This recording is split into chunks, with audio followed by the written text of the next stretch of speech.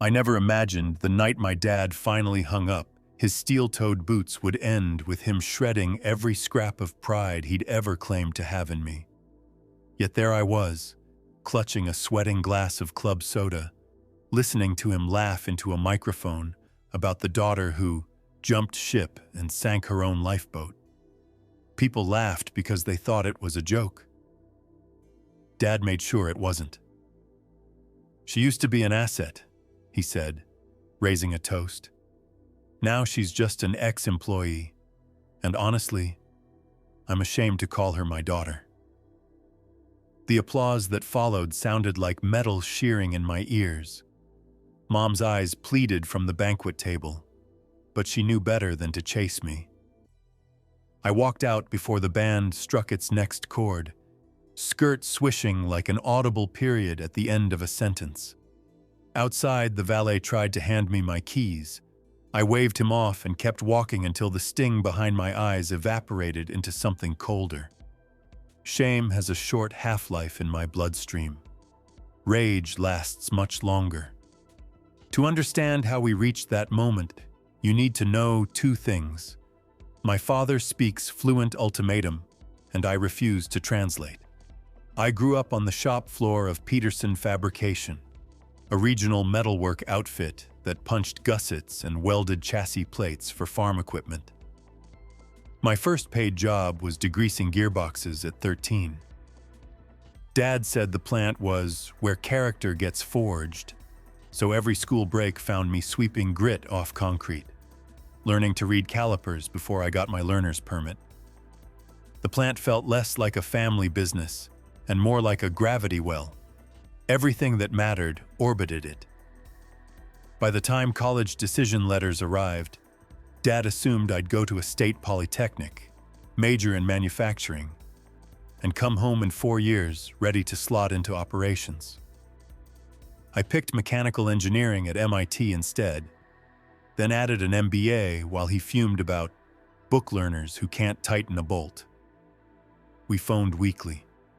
Every call ended with him reminding me to bring my fancy diploma back to the family business. Every call ended with me promising nothing. During grad school, I took a co-op at a Boston research lab working on collaborative robotics. My team built a prototype welder that could read real-time sensor data and adjust bead speed on the fly, perfect for small batch jobs. I knew instantly it belonged on Dad's floor. When I flew home that Christmas, I brought diagrams and a cost-benefit sheet. He skimmed it, harumphed, and said automated welding would put good men out of work. He missed the line where I budgeted those savings for upskilling programs and hazard bonuses. That was our first genuine argument as adults, and neither of us walked away a winner. After graduation, I toggled between his plant and my apartment workshop, living on instant noodles to funnel every spare dollar into parts. I installed IoT sensors on one of his ancient punch presses just to prove predictive maintenance could slash downtime. The data was irrefutable, but Dad dismissed it because paper logs have worked for 50 years. That was the first crack. The second came when I pitched a spin-off offering custom automation rigs to other small manufacturers so his plant could earn equity in future tech. He called it a distraction, said I was selling snake oil, and ended the conversation by telling me to clean out my locker if I wanted to play inventor. 6 weeks later, he fired me formally, mostly to save face, on my 26th birthday. I emptied my locker, hugged the guys on the floor, and walked into a rented garage with a duffel bag of tools and a head full of circuits. 6 months later, Dunewell Robotics landed a seed round from 2 angel investors who liked scrappy engineers with chips on their shoulders. 2 years after that, we shipped compact welding cells the size of upright pianos to mom-and-pop shops across the Midwest. While Dad's plant plateaued at 3% growth, Dunewell doubled revenue every year. We barely spoke. Holidays became drive-by hugs with Mom at a diner halfway between our zip codes. When Dad went silver at the temples and his knees started grinding, He announced he'd retire at 65. He sent a gilded invitation to a send-off at the country club he used to mock when we were too broke to pay the heating bill. Mom begged me to come. "Please, Abby," she whispered over the phone. "Just smile for one night."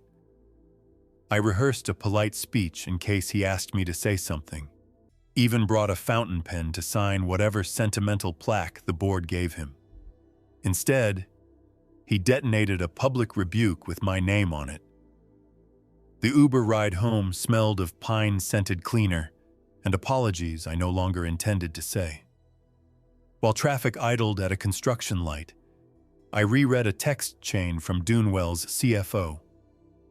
Peterson Fabrication was shopping for outside capital to fund an expansion Dad had promised investors but never commenced. That meant shares, voting shares, were up for grabs. I stared at the city lights flickering across the windshield and felt a plan click into place like milled gears. Revenge in business is just strategy with sharper ROI. When I was 15, the hydraulic hose on a stamping press burst mid-shift, spraying hot oil across half the floor. While other kids might freeze, I slammed the emergency stop and shouted for lockout. Dad sprinted over, eyes wide, only to see I'd already killed power and ordered Nelson the foreman to fetch absorbent grit. He ruffled my hair, grinning like Christmas came early, and told anyone within earshot that his kid had more steel in her spine than half the Navy. I played that memory on loop each time a voice whispered that my revenge plan was childish. It wasn't childish. It was symmetrical. First step was invisibility. I created a holding company called Kestrel Industrial Partners, registered through a law firm that specialized in keeping ownership opaque. Second step, reconnaissance. Back when I still sorted bolts, I'd befriended Marisol, Dad's accounts payable manager. She was loyal to paychecks, not patriarchs. Over coffee, she revealed the cap table. Dad held 40%, a cousin's trust 12%, the longtime operations VP 9%, employees via ESOP 12%, and the remainder scattered among relatives who treated dividends like surprise Christmas cash. Dunewell's first headquarters was a shuttered dairy distribution shed that still smelled faintly of spoiled whey. My co-founder Sam and I worked 18-hour days, surviving on ramen seasoned with whiteboard markers because we kept jotting equations on the packets before cooking them. We fried 3 servo controllers in one night after misreading a wiring diagram, and the next morning the only functioning laptop blue-screened. I pawned my vintage Les Paul to buy a refurbished unit and typed design rules until sunrise. Obstacles forge muscle memory. That muscle now flexed as I mapped out financial maneuvers. Kestrel quietly bought 11% from the cousin's trust after I sweetened the pot with preferred dividends. Another 6% came from the retired VP, who preferred cash to company stock now that he planned to move to Tucson. 4% trickled in from relatives more excited about vacation homes than machine oil. By the time Dad's lawyers prepared the official sale, Kestrel held 23%, one hair under his stake, but enough to demand board seats. He still thought the mysterious buyer was a Chicago equity group. Our first real break came at the Heartland Manufacturing Expo. We could afford only half a booth, so we shared with a paint supplier whose samples made everything smell like solvent. I tucked my hair under a hard hat and spent 3 days demoing a robot arm welding bottle openers because scrap sheet was free. On the final afternoon, a plant owner named Linda Richardson watched for 20 straight minutes, then asked if the system could handle variable thickness for short-run agricultural parts. I said, "Give me 8 weeks and a purchase order." She shook my hand. That contract paid for our first real payroll. Remembering that handshake helped me steady my nerves as I planned the bigger one that would reshape two companies at once. Funding didn't solve the practical problems. Calibrating vision systems in drafty sheds, finding shipping crates that wouldn't bankrupt us, telling early adopters that yes, we'd refund the deposit if the prototype failed. I drove 80,000 miles that first year, sleeping in the van beside road cases so no one would steal them. Some nights I'd park outside Peterson Fabrication just to see the lights on the loading dock, wondering whether Dad glanced out the window and felt even a flicker of curiosity about where I'd gone. The signing happened in late March in a bland conference room that smelled like burnt coffee. Dad pushed the pen across the contract, bragging that the new investors would be smart enough not to install any of that useless robot crap. I watched from behind a one-way observation window. When the ink dried, Marisol texted a single word: hatched. Phase 3 was optics. Dunewell announced a strategic alliance with legacy manufacturers to pilot modular automation. The press release listed Peterson Fabrication first. Reporters loved the narrative of modern daughter rescuing old-school dad, but nobody knew I owned both sides of the handshake. I scheduled the kickoff for the same banquet hall where he'd crucified me. Invitations went to every supplier, every union rep, and the local paper that still ran full-page Peterson ads every Labor Day. I made sure the podium faced the exact spot where I'd stood clutching that club soda. Dad learned the news at breakfast, spitting half-chewed toast when he saw my picture beside his logo. He barreled into the venue hours before start time. "You are not welcome on my property," he snarled. "It's not your property," I said, sliding a stack of filings across a linen-covered table. The top document showed Kestrel merging into Dunewell for common stock, making me the majority shareholder of both. "You sold it to me." His hand trembled as he flipped pages. "You tricked me." "You humiliated me," I replied. "Consider this the correction." He thundered about legacy. I pointed to a clause converting his remaining shares to non-voting if he missed 3 consecutive board meetings. He already had 2 absences on record. One more, and he'd be a spectator forever. The night before the kickoff event, I paced my apartment rehearsing what I'd say if he swung at me. My Krav Maga instructor likes to remind students that avoidance is ideal, but preparedness is mandatory. I wasn't afraid of bruises. I was afraid of becoming a version of myself he'd recognize. Angry, blunt, predictable. Revenge needed poise. I practiced breathing until the city's midnight freight train rumbled by, vibrating the windows like a countdown. The kickoff proceeded. I demonstrated a robotic arm welding a bead on a sample chassis while cameras flashed. Floor workers cheered. The retrofit meant less back-breaking work and a pay bump funded by higher throughput. Dad sat in the back, red-faced, beneath a banner reading "Future-Proofing the Heartland." The internet loves symmetry. A blogger stitched Dad's retirement speech, complete with the ex-employee line, beside footage of the launch, titling it "Ex-Employee Saves Employer." Within 48 hours, it hit the front page of RR About Pro Revenge. Comments speculated whether the daughter would freeze Dad out completely. They didn't know the real finale was still buffering. Peterson's pension fund was underfunded because Dad skipped matching contributions during lean years. I allocated Dunewell stock to close the gap and announced it at an all-hands. Workers who once feared automation now saw it literally paying their futures. That goodwill let me refinance Peterson's aging debt at 0.5% lower interest, freeing capital to modernize the paint line and install energy-efficient furnaces. Profit margins ticked upward within a quarter, just as my forecasting model predicted.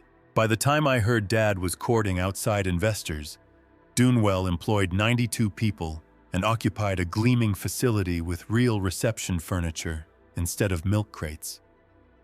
Still, walking back into his world felt like sneaking through a minefield. I spent weeks studying the corporate bylaws, discovering quirky relics, like a paragraph allowing proxy voice votes only if physically recorded on quarter-inch cassette. I bought 3 vintage recorders on eBay and shipped them to Marisol with a note, just in case. Details win wars. When quarterly numbers posted, trade magazines called it a textbook turnaround. Dad called it smoke and mirrors. His last gambit was Mom. He asked her to mortgage the house for cash to buy back voting stock. She called me in tears. I never wanted collateral damage, so I invited her to dinner at my loft overlooking the river cranes, monuments to industrial rebirth. Over risotto, we drafted a buyout offer for Dad's remaining 25% at a 20% premium over market. The caveat: no honorary titles, no speeches, no ceremonial gavel. Clean break. He accepted. Pride bends easier when wrapped in $100 bills. The wire cleared on a Tuesday. I scheduled the last required board meeting for Wednesday and held it without him. His shares converted at noon. I renamed Peterson Fabrication to Dunewell Integrated, keeping only the Peterson P as a recessed stamp on new equipment. A footnote. After the takeover became public, I expected some blowback from unions worried about automation. Instead, Jimmy Ortiz, the union president, asked if we could co-fund a training center so veteran welders could transition to robot programmers. He said, "Most of us want longer careers, not longer layoffs."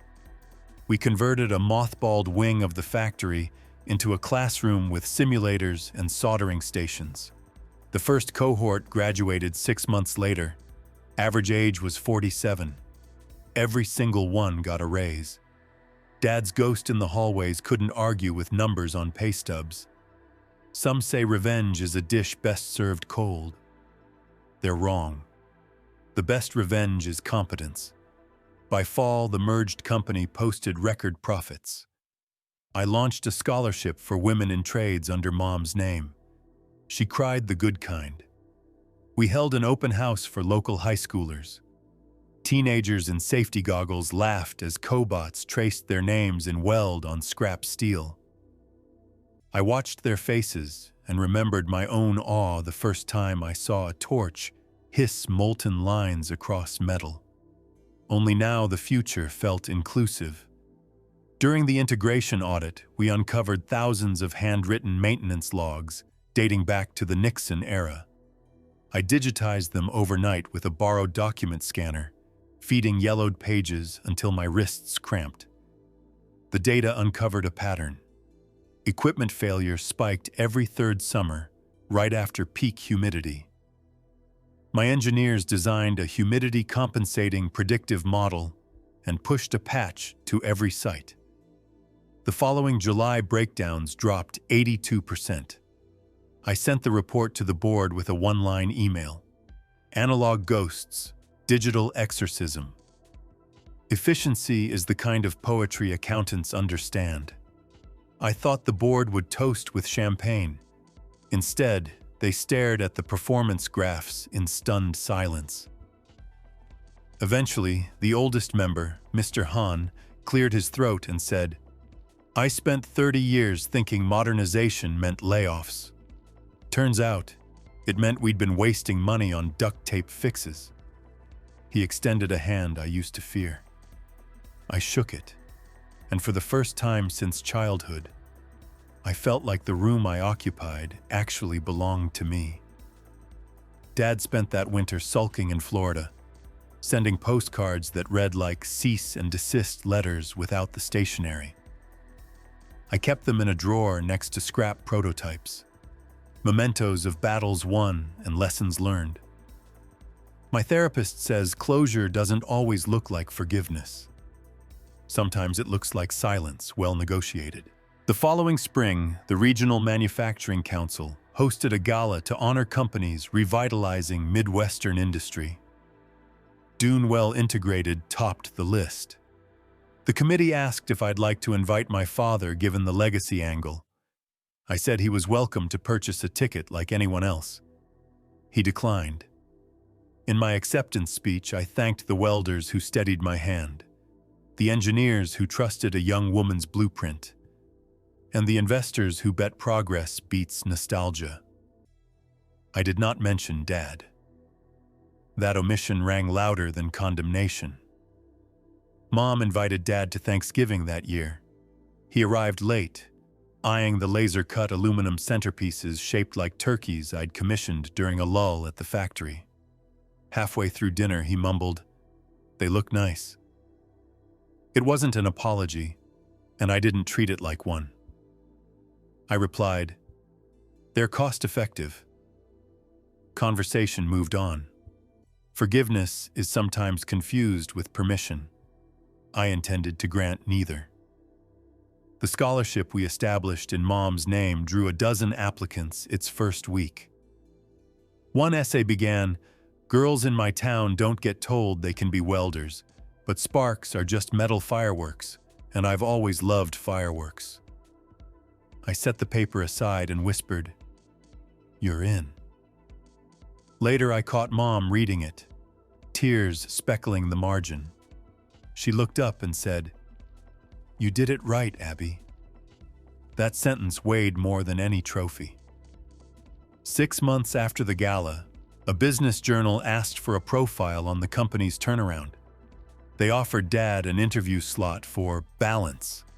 He declined, but the reporter forwarded the email chain where he called the merger a hostile takeover by my own flesh and blood. The phrase became the article's hook, and subscriptions spiked. Publicly, he looked petty. Privately, he doubled down, posting a rant on a niche machinist forum claiming robots were killing craftsmanship. One moderator responded with a photo of our pension fund ceremony and wrote, "Looks alive to me, pal." Thread locked. After the gala, Marisol handed me a flash drive containing decades of back-channel payments Dad took as consulting fees post-retirement. Not illegal, just greedy. I archived it. The war was over. I didn't need an encore. I haven't spoken to him in 2 years. Mom visits often, marveling at robots that dance sparks across steel. She says Dad watches videos online and mutters that the bead quality is too perfect, as if craftsmanship requires a human flaw to count. Maybe that's true for art, but not for revenge. Revenge demands precision. The fountain pen I meant to sign his retirement plaque sits on my desk. Interns ask why an ultra-modern factory boss writes notes with an old-fashioned nib. I tell them tools are extensions of intent. You can build or you can carve. The hand decides. Dad decided to carve me out of his story. I wrote him out of the sequel. Everyone else got a better ending. I don't miss his approval. The factory hum, the proud faces, and the sparks are proof enough that I chose correctly for myself.